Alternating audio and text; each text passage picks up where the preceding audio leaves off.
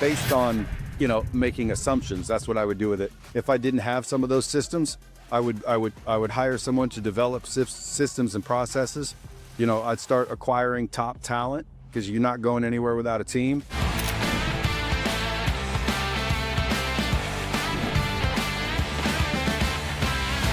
Awesome. Hey, it's Mark Hirschi with Movified. This is the Dolly Dash moment. It's a tiny retreat. I got Brad Lea here. Brad, thank you so much for taking a couple moments out of my time. A pleasure, brother. Awesome.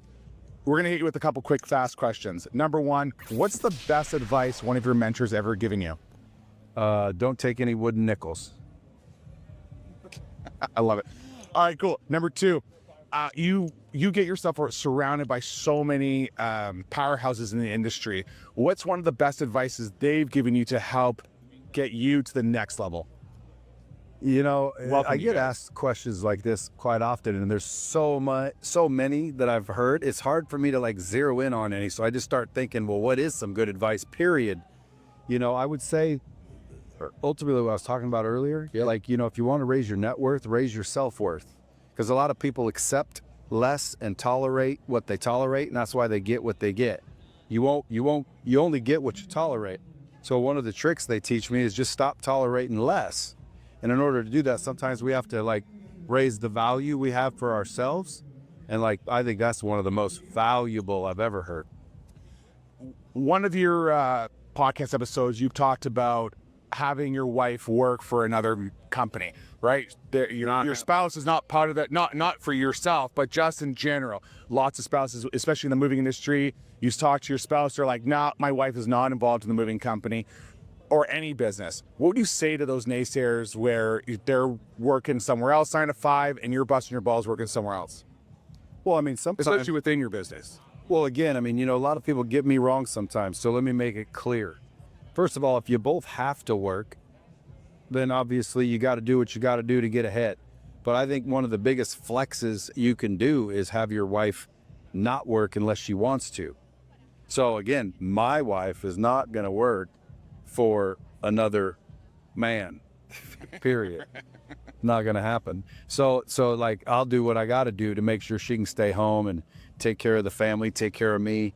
But I'm fortunate. So I work hard to make sure I can do that. And I'm fortunate that she wants to do that, because a lot of people think that means, I'm one of those guys that keeps them home. Look, if she wanted to work, she can. She's an adult. She can do what she wants. But to me, if you're working together in a company, awesome.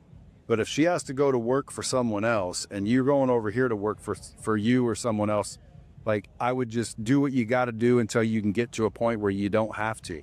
Because nobody, I think, should have their wife working for someone else, unless they have to. But if they have to, listen, if I had to, she would do it. We would, talk it out together. Mutually. No, if you have to, you have to. But let's be real. You wouldn't want to, would you? No, not at all. Yeah, following up to that, one of the big things that I took away was if you threw $1 million on a table and just let it sit there, you're eventually going to say, get the fuck off my table.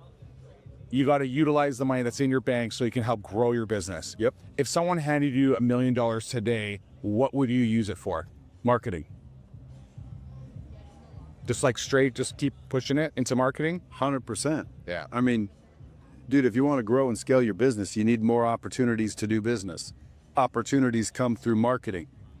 So, again, assuming that, the $1 million was, in other words, let's say I have all my systems and processes in place. I just need to scale the opportunities to do business. Well, then I'm going to put it into marketing. Right. Because I have a sales process to convert it, et cetera. But sure. Based on, making assumptions, that's what I would do with it. If I didn't have some of those systems, I would hire someone to develop systems and processes. I'd start acquiring top talent because you're not going anywhere without a team. I would, refine the sales process and make sure I have, all that conversion power there. And then once those are all in place, then I'd put it all into marketing. Marketing is literally the difference between big companies and little companies. What's the marketing budget for the biggest moving company in the world? Jeez, 250 million? Yeah, I mean, go do the research. I'll bet you find they spend more than that guy. Why do you think they're bigger? Right. More people know about them. The best is outdone by the best known. So you can be the best moving company in the world. If nobody knows you, it doesn't matter. So marketing would be my answer. Now, again, assuming I have everything else in play. If not, I'd put it into myself. But, $1 million, that's quite a bit. So I would assume if I had $1 million right now today, I'd go bet it all on marketing. Before we ever started using a moving CRM, someone asked me, could you 10x what you're doing right now with the current systems and processes you have in place? And I said no. And so he was like, well, then you need to just pull the trigger on the software. And then I saw Smart Moving and it was game over. Austin joined thousands of moving owners on Smart Moving in 2021. Since then, he's more than doubled his business. And I always compare Smart Moving to Apple products. It's just so simple, so easy to use. And that's really what's allowed my team to scale and now have 2 branches. And last year we scaled Central Coast Moving over 50% growth. If you're ready to turn your moving company into a machine that drives profit, not chaos, try Smart Moving. Hey everyone, Matty Mailers here, the guy who pioneered handwritten letters for the moving industry. Why? Because my competition at my moving company was using the same stock postcards as me, and my mailing company didn't care. So I created a better way. Here's some mind-blowing results in July. Miracle Movers Utah closed $93,000 using our handwritten letter strategy.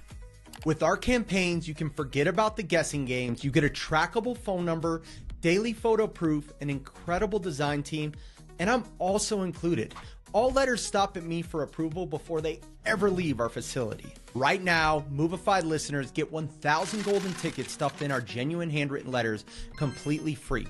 Plus, I'm going to throw in bulk realtor data for up to 5 counties. What are you waiting for? Moving Letters AI. Stop competing, start dominating. If you're considering Snowball, just do it. Snowball creates done-for-you referral programs for moving companies so you can turn happy customers into new revenue without lifting a finger. And the results speak for themselves. In less than a year, we've collected over 2,000 referrals. We generated over $200,000 of revenue that cost about $5,000 to do it. I believe we have 4 or 5 the very first day. The companies winning with Snowball are the ones that already care about their customers. We just help turn that into new business through human outreach and customer nurturing. Snowball is part of the arsenal of tools that I recommend to my clients because it works. Beautiful. Hey, it's Mark Hirschi with Movified. This is the Dolly Dash Moment Titan Edition. I got Christine here from Southern Palms Communications. I love it. We can do it. It's like a duel, like right on the beat. You got Southern Palm. You were doing this. As soon as I hear Southern, as soon as I'm hanging out with Stephen Reed all the time, my accent just goes from Canadian to like Southern instantly. So Amazing. I love it. We're at these Titan events. We're talking about, how we can achieve betterness. We're going to do this. We're going to do that. When it comes down to PR, what's one key tool that moving company owners could implement tomorrow? The biggest thing is a community plan. So a corporate social responsibility plan, CSR. Get out there. It's not just a big money grab. You have to be willing to invest in your community, help your community. What we do, my team of 5 strategizes on low effort, high impact ways to do just that, to help your community. And the other thing, I'm going to give you an extra one, even though you didn't want it. I love it. We're going for 2. It's so important is that you can't be afraid to talk about the good that you're doing. So many people are like, I'm doing this good. I'm helping teachers. I'm doing these things, but I don't want to brag. I don't want to tell people about it. You have to, because then if people invest in your company, if they help you build your brand, you're going to be able to help more people. So those are my two nuggets. I love it. Being in this industry and, knowing Wade and trying to get into the moving, especially in Florida when it comes down to the PR-ness and exposing yourself, what is one thing that you've seen over the years that people are doing wrong? Like other than like the good of news that you just said in the first one, but what's something that people constantly do wrong? That is a really good question. Yeah, the things that they're doing wrong, like I talked about, not bragging about themselves, not telling the world how good they're doing, but the thing that's even better about tooting your own horn is somebody else tooting your horn. So that is the need. There's the key. That's there it is. So marketing is when you have your flyers and your internal stuff, and you're telling people about all the good that you're doing. And marketing is great. Marketing is essential. But a piece of that marketing pie is PR, and that is getting other people to talk about how great you are. And then that's where you get your credibility. Being on television, right, and working on the news, what is one thing that you could share with someone that when they're on camera that they need to do while they're on camera that you've experienced? I want to hear either maybe in a story or like something that you had to quickly do. Like my wife always goes, your neck has to be like this and you have full on, you know, when you're standing up for photos. That's So a good one. what can you share on that one? Smile. For the love of God, put a smile on your face. People get a mic in their face and they see cameras and they get so self-conscious, and then they don't smile and they try to run through a script in their head. That's the worst thing you can do, is be like, I'm going to say this and then this and then and try to follow that script. It's a conversation. We're all people at the end of the day. We're here to connect with the audience, with each other, have a conversation, and for the love of God, just smile. that's Packing and going on these kind of trips, we always rush pack sometimes. You get the one or few people that go, all right, like I'm prepared. What's one thing when in your traveling experiences that you always wish you would have packed that you totally forget? Oh man. So the first thing that comes to mind is less. I honestly wish I packed less because it's just easier to move without stuff, but that I always wish I packed an extra pair of shoes. I mean, I'm a lady, but an extra pair of comfy shoes is because if you walk with a different gait and always walking by faith, but walk with a different gait, walk with a different pair of shoes. That's my answer. I love it. Last question. You're around now a bunch of moving company owners that are either brand new or have been doing this for years. What's one key advice that you could give them when it comes to coming to a first-time event?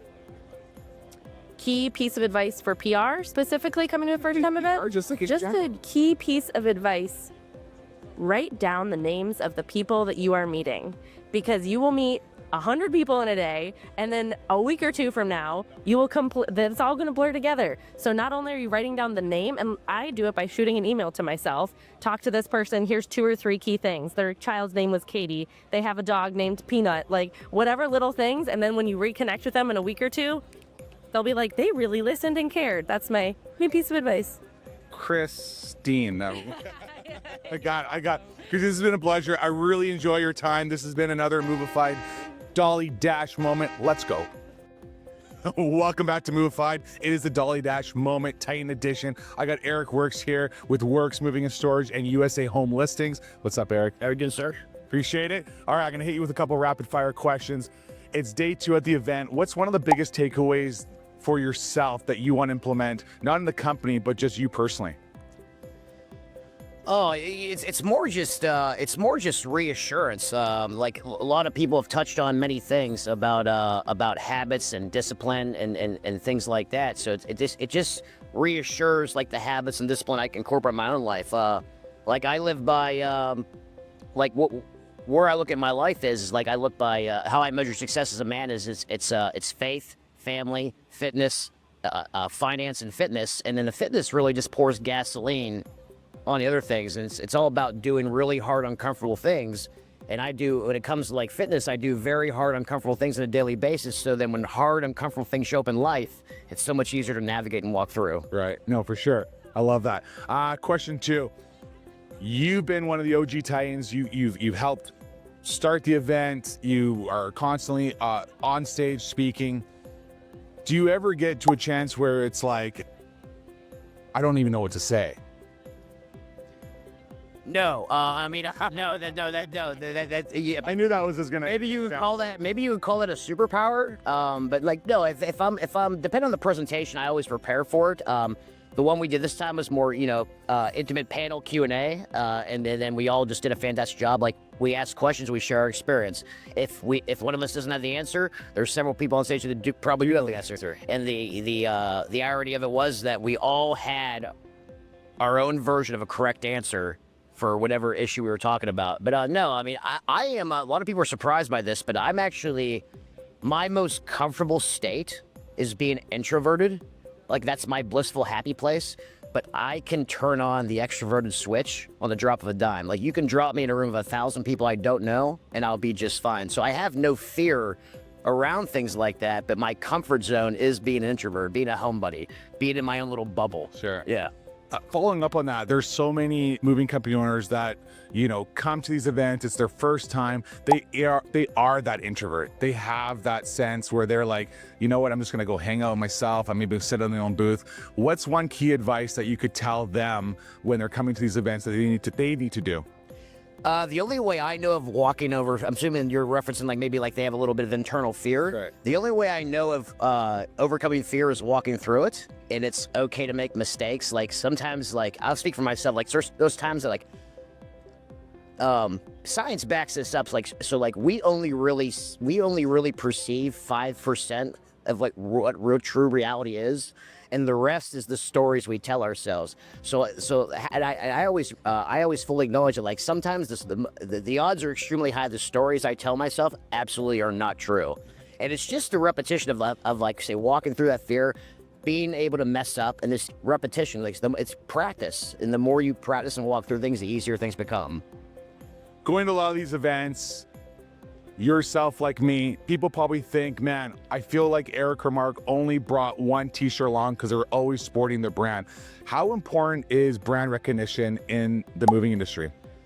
Like I shared on stage the other day, I think we did a full rebrand over a year ago, and I think it's one of the most valuable things we've ever done for our company. Like, knowing what I know now, if there was one thing I could go back in my company and change, I would have had a professional branding company come up with my branded design from the very beginning. The ROI on the rebranding has been so huge for us, and the sad part is, well, the story I'm telling myself that's sad is that, man, think of all the potential income I've missed out on not making a decision like 8 or 9 years ago. All right, 100%. Last question.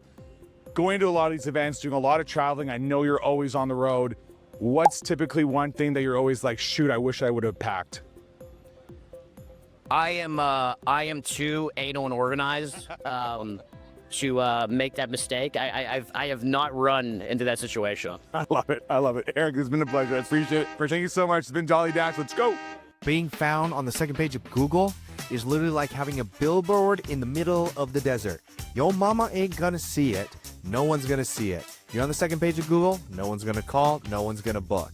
Here is the deal. If your business is not ranking on the top of Google, that means your competitors are going to be stealing your customers every single day. So at Rotate Digital, we don't play any guessing games. We use data-driven SEO strategies to make sure Google finds you first, so that these Google searches turn into your customers, not your competitors' customers. How do we do it? We do it through AI-driven keyword optimization, exclusive blog networks, backlinking strategies, and honestly, the secret stuff, the proprietary lead attribution software. So what do you get as a result? You get not only good marketing, but now you get clarity into what is bringing you more revenue. So if that's something you want to do, you want to make sure your leads find you and not your competition, go ahead and go to rotatedigital.com, schedule a call, and we'll help you take your business to the top of Google. What's up, guys? It's Austin Yarrow with the Moving Army. If you're listening to this podcast, I'm sure you're crushing it, you're growing your business, and you don't need any help. Majority of you probably don't. But the thing is that information alone isn't enough. If you're looking for someone to hold you accountable, work with you, and collaborate with others in our industry with teams that are killing it, crushing it, you need to join the Moving Army. This is my invitation to you. You can text my personal cell, 805-441-6118. I'll see you soon and wait for your call. Join the Moving Army today.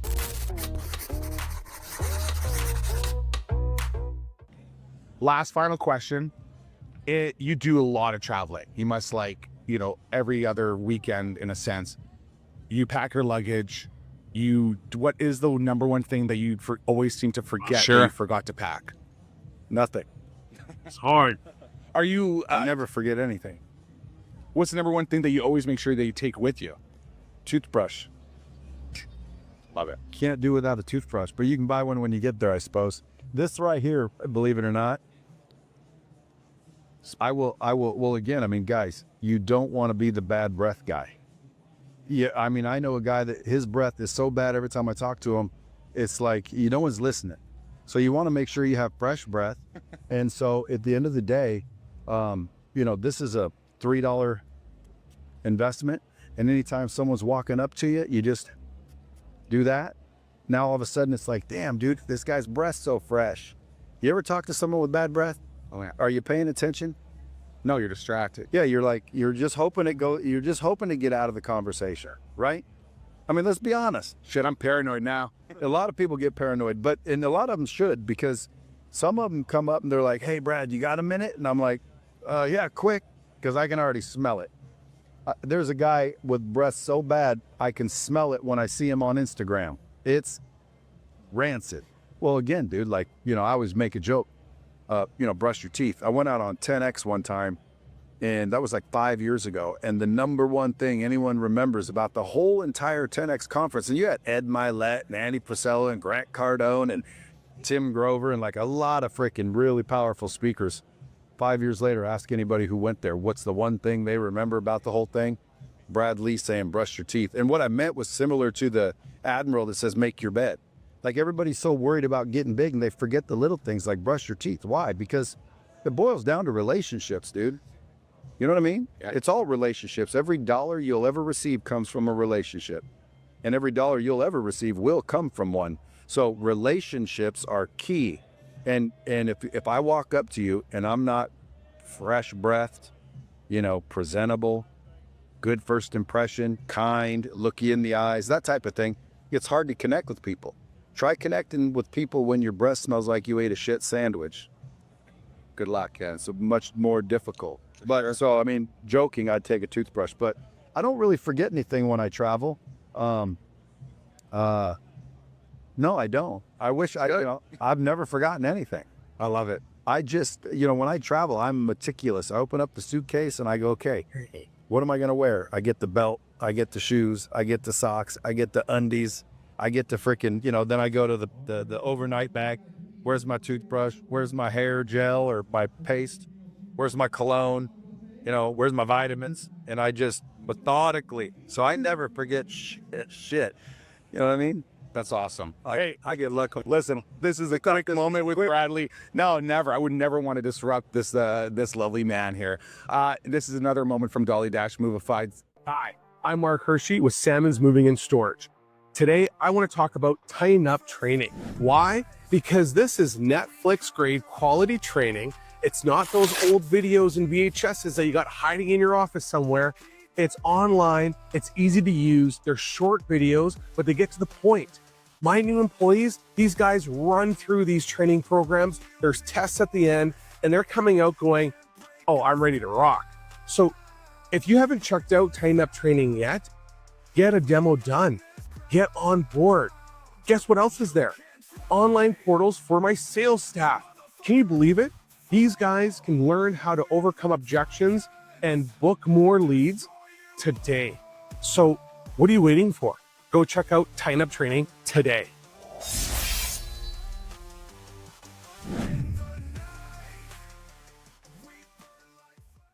Hey, it's Mark with Movified, and I'm here to talk about Canada Home Listings.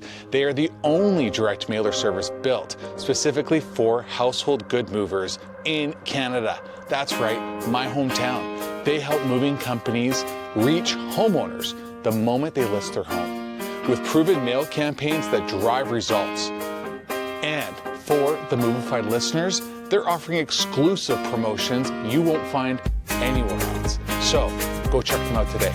Go online, go do your thing, and go find them. Canada Home Listings, right now. Go. And then keep watching the show. Yeah, these quickies are hard to answer, but it's also the truth. I never forget anything. Which is go off my one. I'm one of those OCD Virgos where I'm just meticulous. Want to make sure everything's done. My wife even goes, you know what? You pack. Here's all our sections. You pack our stuff. I'm like, yeah, because I bring everything. Because I always try to answer the truth. Truth is, I never forget any. Do you when you go on? Do you ever get nervous going up on stage in the beginning, especially when you start? No. Do you?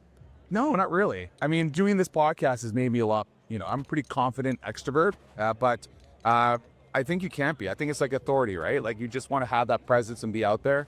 So, well, I mean, it's tough, right? I mean, no. I mean, dude, you got too many people have what's called allodoxophobia. You ever heard of that? No. If you look it up, it'll say basically the fear of other people's opinion or judgment. So people worry about what everyone thinks. And when you think about it, it's like you can't control what they're thinking, so you can't help it. And if you can't help it, then what are you worried about it? Right. Well, they're going to think I'm dumb. Do you think you're dumb? No. Then who cares what they think? Right. It doesn't make you dumb. Babe, tell the truth. Yeah. Don't try to think up. Oh, she's like, I don't want to get on this camera. Don't try to think up what I want you to say. I want you to tell the truth. All right. He asked a question. When I travel, what's one thing I always forget? He says he's meticulous. What's one thing I always forget? What's one thing you always forget? There doesn't have to be anything either, but what do I always forget? That was the question. Me? I was just kidding. What do I always forget? She seems so stumped that you're right. That's because she's trying to think of something and there ever is anything, because I don't forget anything. You might forget something, but it's not like Name something I ever repetitively. forgot. Your toothbrush? Yeah, like toothbrush. I've never forgot a fucking toothbrush. Oh, well, you forgot toothpaste. I didn't forget it. You have it. Name something I forget. I feel like I'm in the middle of this right now. Name something I've ever forgot. I can't. You can't, because I don't forget shit. I love it. I really appreciate it. Thanks so much, Brad, for coming on that. Stay movified. Keep it real.